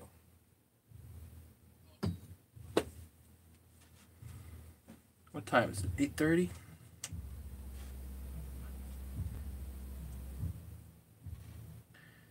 Dan Price, I did get your email. I see it here. Beeping.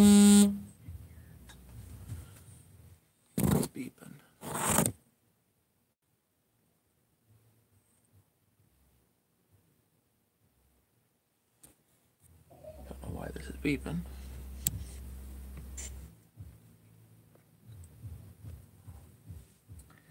Anyway. Trying to decide what to do.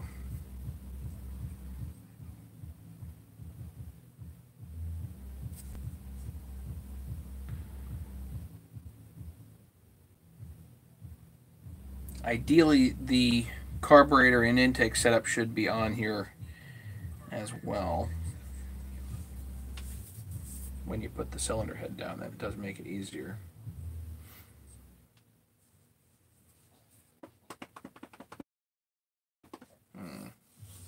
Guess we could do that.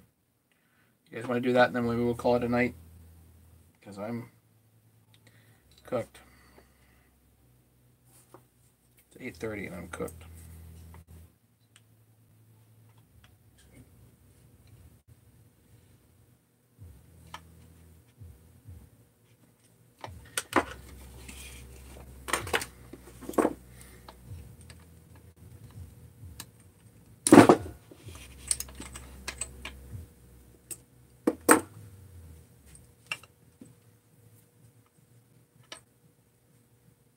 Actually, no. This bearing is probably fine, but I want to wait for a fresh OEM bearing. So I'm going to hold off on putting this together. It should be coming post haste here, but who knows?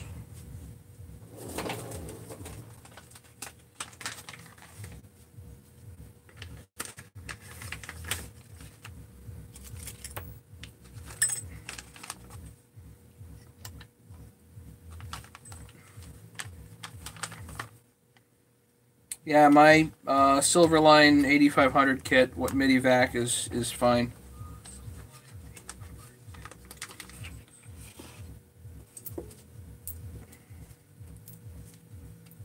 Alright, brand new bolts. Throw them on the floor, that's always good.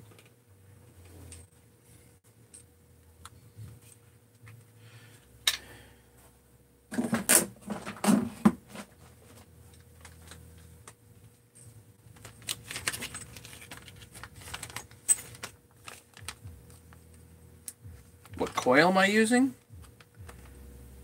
The original one. Why?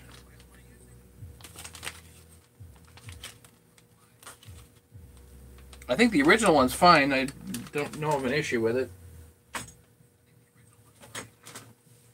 I think my dad's 257 has a aftermarket version, and it seems to work okay, actually.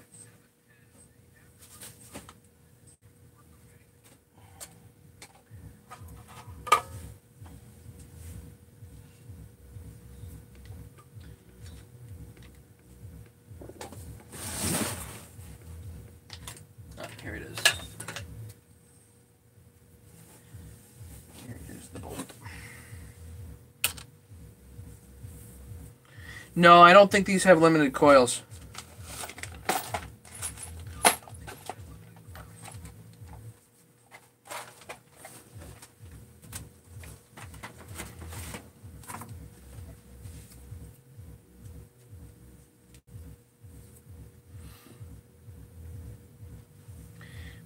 Blue-black limited coils. So the blue coils are limited to a particular RPM. They won't fire faster than a particular RPM. The black coils will fire at 17,000 RPM if you want them to.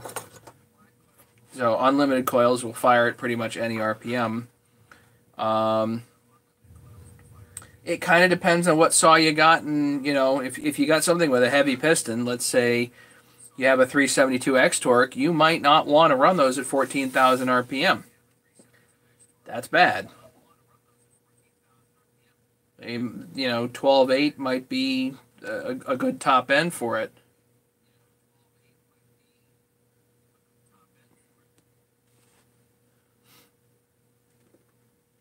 The problem with blue coils, though, is sometimes they can fool you as far as sound goes. They sound like they're bouncing off.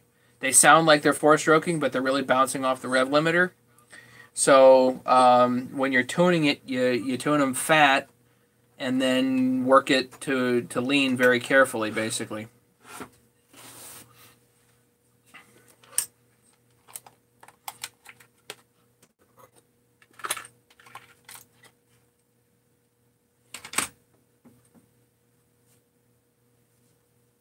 In general, I don't like limited coils in my saws, but because I like to be unlimited, but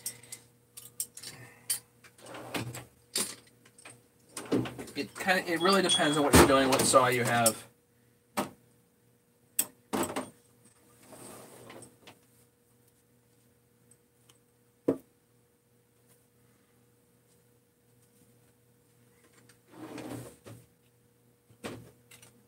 Just to go show you guys something cool.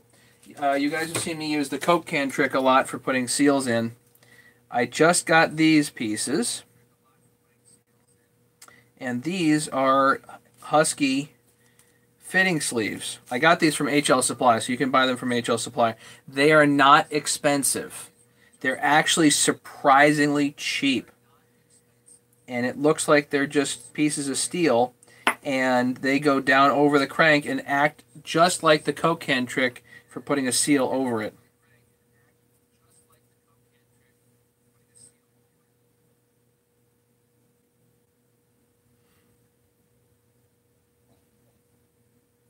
So we may get to try these out with the 262. I don't know. But I thought this was pretty cool. They are surprisingly inexpensive.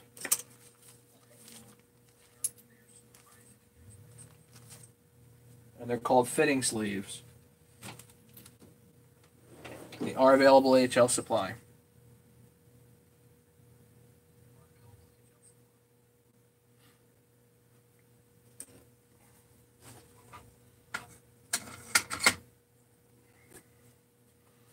Okay. I feel like signing off. I like hanging out with you guys, but I need to go chill out for a bit. So, time to let David work on his Everclear.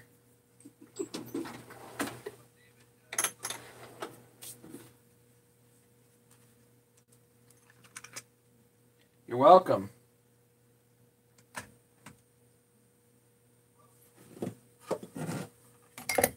Questions, no, Everclear tonight. Good. Questions, comments, anything, anybody, anything you want to address before I leave? So for the guys that are watching this after, I've been absolutely crazy the last couple of days with shipping the tools, so I haven't been exactly thorough with some emails, so please forgive me if I've been short with you in emails. It's just been a weird couple of days. There was one guy that wanted to write a personal check. I have to email him back and say, now it's okay, because I can kind of keep track of it now. But 2 nights ago, forget it. It wasn't happening.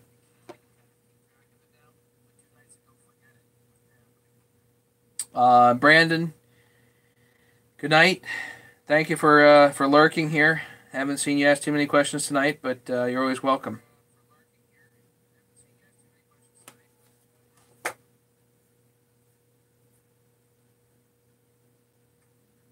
Film strips from grade school.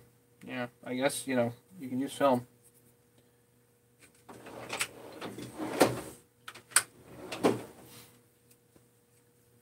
What did I do today other than the... What the heck?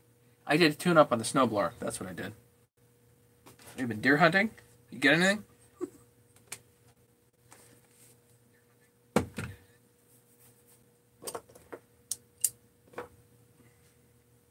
No.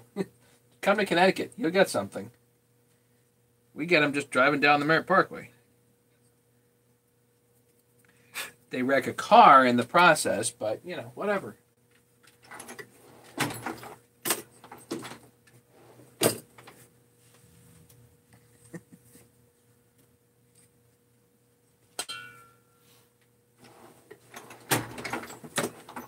Let's see what else. Yeah, I went, I worked on the snowblower today. Changed the oil. Oh, if I get to show you guys, if I get the chance, I'll show you guys the snowblower, because the way that they designed the stupid oil, it comes out, it's got this pipe nipple, it comes out, and when you pull it off, it just makes a mess all over everything. Hey, Craig. So I ended up putting a T and a nipple down and then a coupler and a plug in there. And now I can grab the coupler and undo the plug, and it comes right out the side next to the wheel. You don't even need to take the wheel off. It goes right in the pan.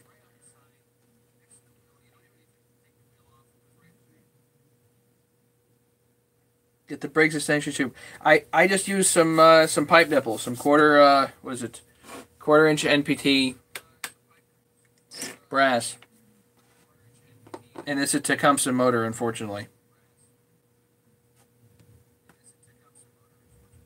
What's a snowblower? Go away, Tim.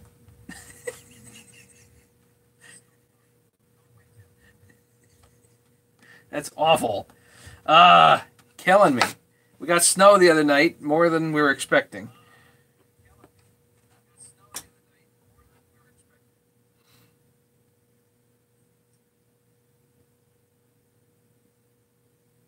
But now I just need like a wrench and a 10 millimeter and I'm good. But before it was a pain. Jacob Reed, haven't seen you hanging out tonight. How's it going? Yeah, we just got some snow. Hopefully we get a little bit more melt tomorrow. I can kind of winterize the yard tomorrow and it'll be good. We'll see.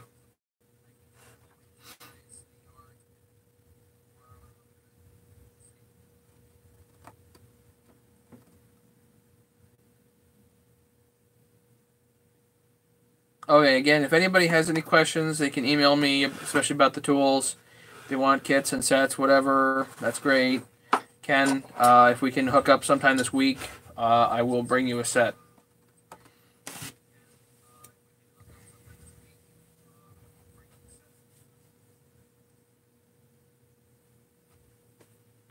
So I guess we'll call it. Thank you guys so much. Um, Craig, I'm so sorry. I'm going now. I've just been on for a few hours here, hanging out and working on 262. So I think the 262 is turning out really nice. Didn't need to do too much to the port work, and yeah, looks good.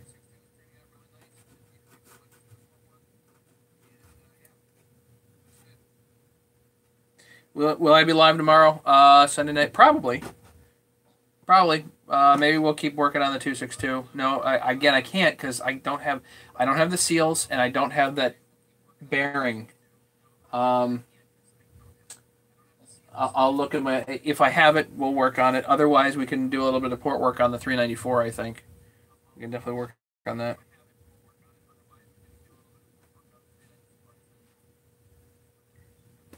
Okay, very good, Craig. You have a good night, and we will talk soon. And we'll probably see you guys tomorrow night.